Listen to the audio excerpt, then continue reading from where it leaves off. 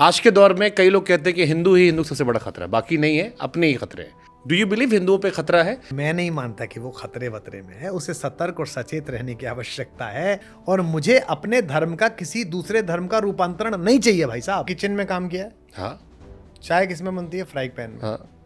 और दूध किस में गर्म होता है? बड़े पतीले में। दूध में बहुत देर लगती है, खड़ा रहना पड़ता है, हो रहा है गर्म, हो रहा है गर्म। और चाय यूं लगाई, 2-3 बात सुनी, इधर उधर गए, तब तक तो फुर होने लगता है।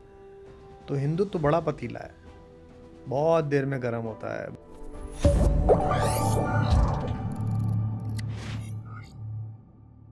लास्ट क्वेश्चन, अभी भी लास्ट है क्या? लास्ट क्वेश्चन है।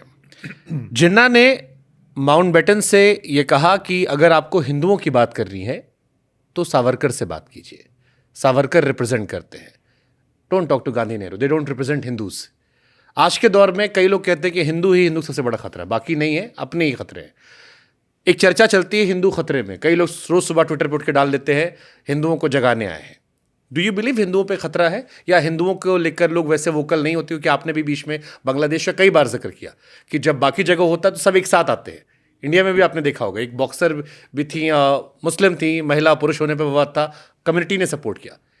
हमारे यहाँ से चलता है कि हिंदुओं का खतरा है, हिंदू यूनाइटेड नहीं होता। आपको लगता है खतरा वतरा कुछ है, या यही खूबसूरती है जो आपने कभी किचन में काम किया है? हाँ चाय किस में बनती है? फ्राइंग पैन में। हाँ। और दूध किस में गर्म होता है? बड़े पतीले में। दूध में बहुत देर लगती है, खड़ा रहना पड़ता है, हो रहा है गर्म, हो रहा है गर्म। और चाय यूं लगाई, 2-3 बात सुनी, इधर उधर गए, तब तक तो फुर होने लगता है। तो हिंदू तो बड़ा पतीला है, बहुत देर में गर्म होता है, बहुत देर में उफान आता है। इसमें बड़ा विचार है, पुराना है, खूब सारे लोग हैं, 200 करोड़ लोग पूरी दुनिया में हैं। बात फैलते में देर लगती है, बाकियों में तुरंत चेतना आ जाती है, तुरंत बात आ जाती है। तो उस प्रतिक्रिया को इधर रिफ्लेक्ट करने की खूबसूरत एग्जाम्पल दिया आपने। हाँ, इधर छटपटा लेना बहुत बेकार की बात है कि साहब ऐसा नहीं हुआ। और दूसरा, आत्म परिशोधन से ही होगा। मैं ये नहीं कह रहा कि हिंदू वहां मारे जा रहे हैं।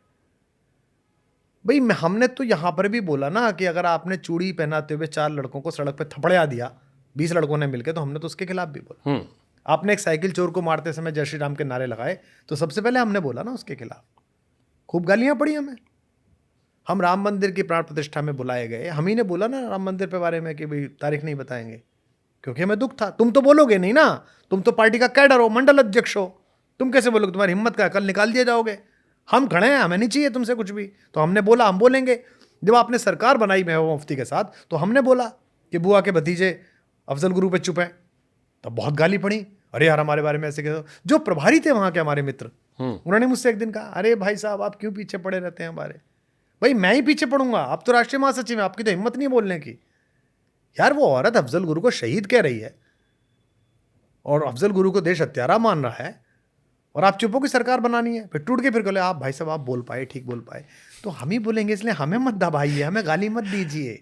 तो मैं ये कह रहा हूँ कि हिंदुत्व के लिए नहीं कह रहा। अगर अल्पसंख्यक वहाँ मारा जा रहा है तो लानत है यूनुस खान के नोबेल पुरस्कार पर। जो आज गए वो मंदिर जाकर उन्होंने कहा है, ये बात पहले दिन करनी चाहिए थी। इसी जामिया में भारत विभाजन के समय भीड़ लग गई गेट पर। आपको पता है ये बात? एमओ मथाई की किताब पढ़िए, my days with Nehru. Nehru को फ़ोन आया कि जामिया पे भीड़ लग गई है, दंगाई आ गए। नेहरू जी ने पहली बार कहा, उनके पिताजी की रिवॉल्वर उनके पास थी, मोतीलाल नेहरू की। प्राइम मिनिस्टर ने चिल्ला के कहा कि मेरी रिवॉल्वर निकालो, रिवॉल्वर निकालो। फिर वो नहीं मिली, जैसा भी हुआ भागते हुए गए और गाड़ी लेके भागे। पटेल को पता चला, पटेल ने पुलिस को कहा भागो, प्राइम मिनिस्टर अकेला भाग गया। और गेट पर जीप लगा के जीप के पर खड़े होकर कहा मुझे मारो पहले। अंदर से वाइस चांसलर का फ़ोन आया था, जिसको मारना है मुझे मारो, और भाषण दिया और भीड़ संभल गई और चली गई। यह आस्था थी। नेहरू मारे भी जा सकते थे, गणेश शंकर विद्यार्थी मारे गए थे, लेकिन नोएडा में बैठकर दोनों पक्षों के मीडिया कोऑर्डिनेटर्स से दलाली की बात करके खबर प्लेस करने वाले पत्रकार गणेश शंकर विद्यार्थी की छाया भी नहीं है। गणेश शंकर विद्यार्थी थे, हैं और रहेंगे।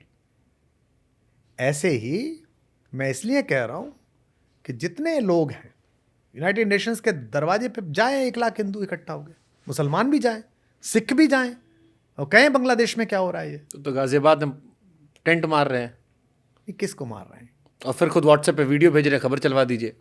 नहीं तो वो तो देखिए, वो तो छोटी छोटी नेतागिरी हैं, लोग बाग अपनी अपनी करना चाहते हैं हर घटना नहीं, उसका विरोध करने पे गाली हमको ही पड़ी है। उससे क्या? अब अगर आप गालियों से चिंतित हैं, देखिए एक बात सदा ध्यान रखना, आप मुझसे छोटे हैं, अगर दोनों तरफ के जाहिल आपको गाली दे रहे हो तो रोज मिठाई खाइए शाम को, कि मजा आ गया। आप सच्चे तभी हैं जब जाहिल आपको गाली दें।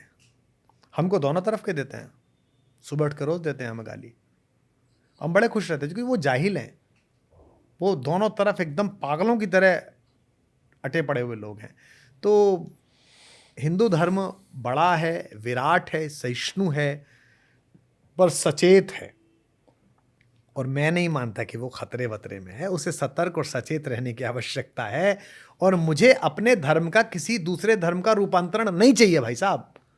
मेरा धर्म जैसा था वैसा है। जैसे किसी ने कहा था हमको कि काशी को कोटो बनाना है, कह रहे थे, हम गए थे काशी, तो मैंने कहा भाई काशी को काशी रहने दीजिए।